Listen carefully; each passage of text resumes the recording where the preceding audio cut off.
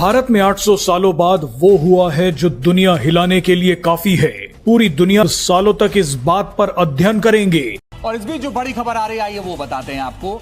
इस वक्त की बड़ी और अहम खबर कि आर्मेनिया ने भारत से रिक्वेस्ट करी है कि वो अपनी देसी अस्त्रा MK1 BVRAM यानी कि बियॉन्ड विजुअल रेंज मिसाइल हमें सप्लाई करे। और आपको बता दूं, ये बहुत खतरनाक खबर है तुर्की और अजरबैजान जैसे देशों के लिए। ऐसा इसलिए क्योंकि अस्त्रा मिसाइल की रेंज भारत ने 110 किलोमीटर से बढ़ाकर 160 तक पहुंचा दी है। मेरे पाकिस्तानियों, आज इंटरनेशनल लेवल पे बड़ी डेवलपमेंट हुई है और मैं आपको एक क्लिप अभी सुनाता हूं और उसके बाद आपको कुछ दिखाना है जिससे आपको पता चलेगा कि क्या हुआ है। इसका अर्थ यह है कि जिस पायलट के लड़ाकू विमान में अस्त्रा मिसाइल लगी होगी, उसे दुश्मन का लड़ाकू विमान अगर उड़ाना है तो उसके लिए देखना नहीं पड़ेगा लड़ाकू विमान को, ना ही उसके साथ डॉग फाइट करनी है। आप पायलट सिर्फ रडार पर डिटेक्ट करेगा लड़ाकू विमान और बहुत ही दूरी से सुरक्षित जगह से मिसाइल फायर करेगा और 160 किलोमीटर दूर तुर्की या अजरबैजान के वो लड़ाकू विमान मारकर गिरा देंगे उनके ही देश में। इसीलिए ये पूरे इस रीजन के अंदर ना, तुर्की और जो अजरबैजान वाला रीजन है, यहां पर आर्मेनिया को बहुत शक्तिशाली बना देगी। अब नाज़रीन, जो अक्सियस या बैन अवी मीडिया रिपोर्ट कर रहा है वो ये कह रहा है कि एक बैकडोर जबरदस्त किस्म की ग्रेट एक डिप्लोमेटिक ब्रेक थ्रू हुआ है। बहुत सारी चीजों के ऊपर अग्री कर गए हैं। एक एग्रीमेंट हो गया है, एक डॉक्यूमेंट है, उसके ऊपर 4-5 मोटी मोटी चीजों के ऊपर दोनों ममालिक अग्री कर गए हैं। एक मेजर इंटरनेशनल प्लेयर के तौर पर, एक मेजर बैनुल अक़वामी ताकत, एक ग्रेट पावर के तौर पर नाज़रीन मिडिल ईस्ट के अंदर, मशरिक़ वस्ता में और दुनिया भर में नाज़रीन ऊपर आ चुका है। हालिया तनाज़े में बगैर एक फुल ऑन वॉर, एक मुकम्मल जंग के बड़े मुख्तलिफ तरीके देखे गए। फौजी, मुआशी, इंटेलिजेंस एक साथ इस्तेमाल हुए। इसने जनूबी एशिया में जंग के अंदाज को ही अक्सर बदल दिया है। मगर मिसाइल और ड्रोन्स के इस्तेमाल से खतरा भी बहुत बढ़ गया। द फैक्ट कि कितनी डीप इंस्टेंट पेनिट्रेशन हो सकती है एक दूसरे के ममालिक में। कुछ बात करेंगे हम अब भारत तिजारती मुआहदे की। ये मुआहदा तो तय पा गया, मुझे बताएं कि इसमें पाकिस्तान के लिए कितने चैलेंजेस छुपे हैं। अप्रिशिएट करना चाहिए भारत को कि उन्होंने बड़े ज़बरदस्त तरीके से इस मुआहदे को नेगोशिएट किया। ये रूसी हथियारों को रिटायर कर रहा है और भारतीय हथियार खरीद रहा है। जैसे कि शुरुआत में इन्होंने रूस की जो तोप थी वो सारी सेना से हटा दी, उसकी जगह क्या खरीदी, भारत से तोपें खरीदी। फिर इन्होंने आकाश मिसाइल डिफेंस सिस्टम खरीदने की भारत को रिक्वेस्ट डाली। उसके बाद ब्रह्मोस भी ये खरीदना चाहते हैं, अस्त्रा मिसाइल भी खरीदना चाहते हैं और अब तो ये सुखोई 30 MKI भी चाहते हैं। जो मुख्तलिफ चीजें ये लोग खरीदने लगे हैं उसकी चंद तफसीलात हैं। एक तो quick reaction service to air missile, वो प्रपोजल उसने दिया है जी 30,000 करोड़, 1 लाख में से 30,000 करोड़ जो है वो तो सिर्फ इसी चीज के ऊपर जो है वो लगाया जाए। और उसमें उन्होंने कहा है कि जी उससे 30, ये बेसिकली एक ऐसा नया डिफेंस मिसाइल डिफेंस सिस्टम जो है वो लेना चाहते हैं जिसमें 30 किलोमीटर की रेंज के अंदर जो है कोई भी फिजाई चीज अगर आए, चाहे ड्रोन्स हों, मिसाइल्स हों, जहाज हों, उनको जो है वो टारगेट किया जा सके। इंडिया और पाकिस्तान के बीच की वॉर सिर्फ पाकिस्तान और इंडिया तक ही लिमिटेड नहीं रही, बल्कि उसके जो आफ्टर इफेक्ट्स हैं वो पूरी दुनिया पर पड़ रहे हैं। और वो कुछ ऐसे कि अब हम देख रहे हैं कि दुनिया में कुछ न्यू अलाइनमेंट्स और कुछ नए फ्रेंडशिप्स या कुछ नई लड़ाइयाँ सामने आ रही हैं। जैसा कि आप जानते हैं कि जो इंडिया पाकिस्तान की वॉर है ये 2025 में जो अभी कुछ दिन पहले हुई, इन 4 दिनों के अंदर कुछ कंट्रीज ऐसे थे जिन्होंने खुलकर पाकिस्तान का साथ दिया और उन कंट्रीज में टर्की और अजरबैजान शामिल थे। 3 ही कंट्रीज थे, 3 कंट्रीज प्रैक्टिकली पाकिस्तान के साथ खड़े नजर आए, जो कि Azerbaijan, Turkey and China.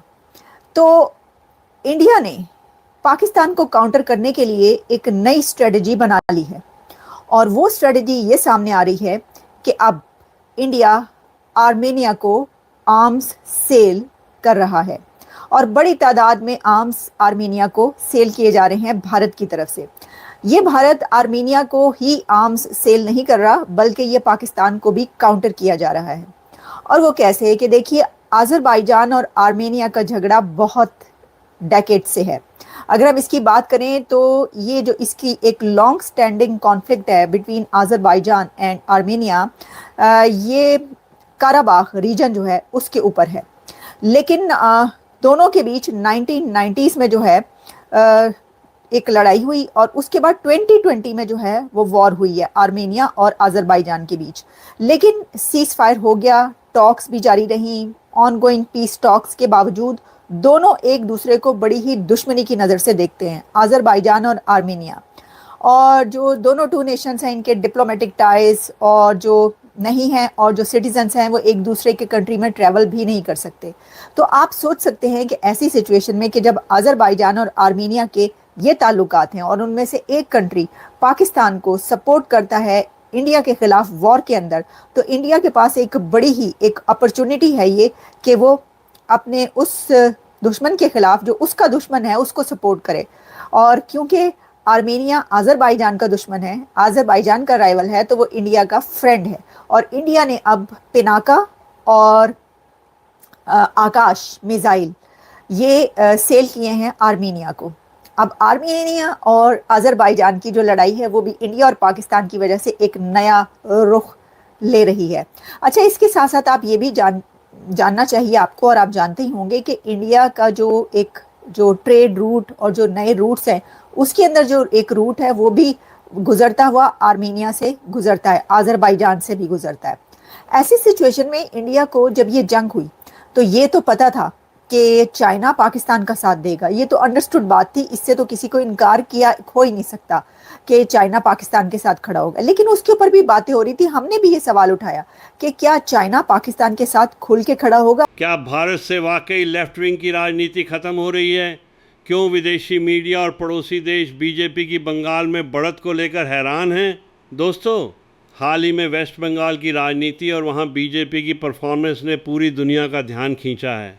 New York times से लेकर अल जजीरा तक हर कोई बस एक ही बात कर रहा है, मोदी का हिंदू राष्ट्रवाद और कम्युनिस्टों का पतन। सोशल मीडिया पर एक अमेरिकन एनालिस्ट का वीडियो भी काफ़ी चर्चा में है, जिसमें वो कह रहे हैं कि हम कितने मूर्ख हैं जो कम्युनिस्ट विचारधारा को जगह देते हैं, जबकि भारत इन्हें जड़ से उखाड़ फेंक रहा है। दोस्तों, ये बात सिर्फ भारत की नहीं है। अब ग्लोबल मीडिया भी ये मानने लगा है कि प्रधानमंत्री मोदी की लीडरशिप में भारत एक नई और मजबूत विचारधारा की ओर बढ़ रहा है। जहां एक तरफ दुनिया भर के दिग्गज नेता मोदी जी को बधाई दे रहे हैं, वहीं दूसरी तरफ हमारे पड़ोसी मुल्क पाकिस्तान और बांग्लादेश की नींद उड़ी हुई है। पाकिस्तान के मीडिया में इस वक्त बस एक ही डर है कि अगर बीजेपी इसी तरह हर राज्य में अपनी पकड़ मजबूत करती रही तो उनकी हिंदू राष्ट्रवाद वाली थ्योरी उनके लिए मुश्किलें खड़ी कर देगी। अब सवाल यह है कि पाकिस्तान को इतनी मिर्ची क्यों लग रही है? असल में उन्हें डर है कि मोदी सरकार की नेशन फर्स्ट वाली पॉलिसी उनके पुराने प्रोपेगेंडा को ख़त्म कर देगी। बांग्लादेश के मीडिया में भी इस बात को लेकर हलचल है कि बंगाल में बीजेपी के आने से घुसपैठ और बॉर्डर सिक्योरिटी जैसे मुद्दों पर सरकार और सख्त हो जाएगी। उनके लिए अब वोट बैंक वाली राजनीति करना मुश्किल होता जा रहा है। सोचने वाली बात यह है कि क्या वाकई भारत में विपक्ष की पुरानी नीतियां अब बेअसर हो रही हैं? क्या जनता अब सिर्फ विकास और सांस्कृतिक गौरव के नाम पर वोट दे रही है? विदेशी मीडिया की इन रिपोर्ट्स पर आपकी क्या राय है? क्या आपको भी लगता है कि कम्युनिस्ट विचारधारा अब भारत के लिए पुरानी बात हो चुकी है? अपनी राय कमेंट्स में जरूर बताएं।